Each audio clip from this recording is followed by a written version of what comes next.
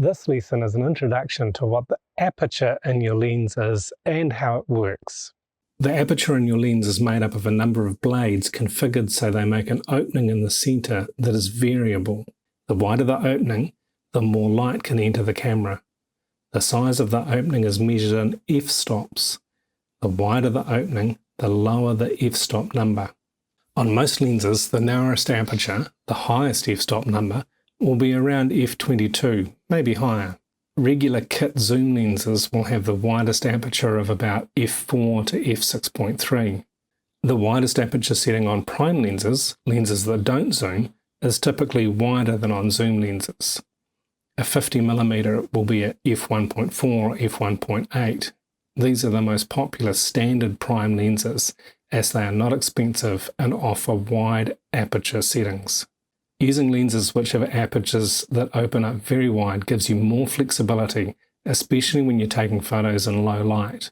A lens with the widest aperture setting of f1.4 allows for 3 more stops of light to enter than a lens with the widest setting of f4. An aperture in a camera lens works in a similar way to the iris in your eyes.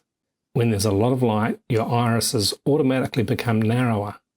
When there's not much light, like at night, they open up wide. With your camera lens, the wider the aperture, the more light can enter the camera and affect the sensor. The aperture also has a lot to do with how much of your composition is an acceptably sharp focus. This is called the depth of field. So I've set my camera to aperture priority, and with this lens it's a little bit different. It's an older lens, so my aperture changes here. So this is where I'm changing it. And I'm just going to take a series of photos at different aperture settings.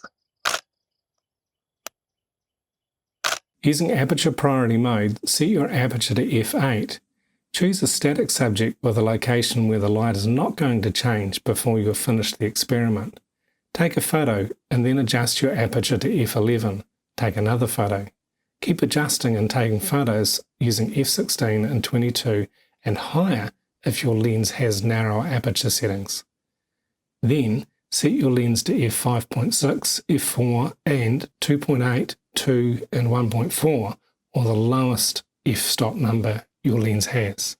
Make sure to take notes of what shutter speed your camera is choosing and if you need to adjust your ISO at any time.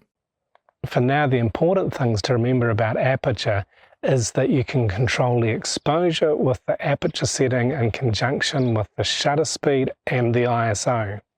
Choosing a narrow aperture setting, a high f-stop number, will let in less light.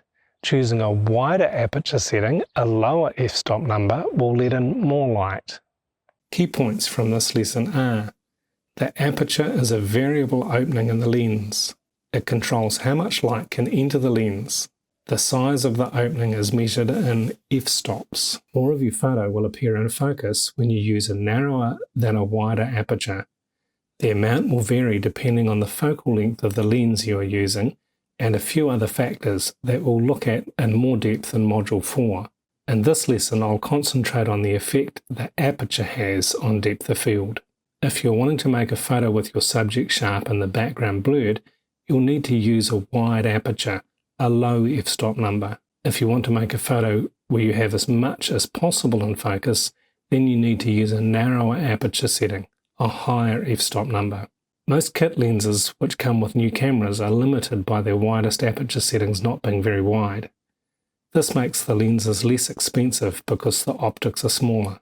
The more expensive zooms in most prime lenses, ones which don't zoom, have wider aperture settings. Using these lenses, it's easier to achieve a very shallow depth of field because they will open up to f2.8 or f1.4. When you do use a wide aperture setting, you must be more careful that you focus precisely.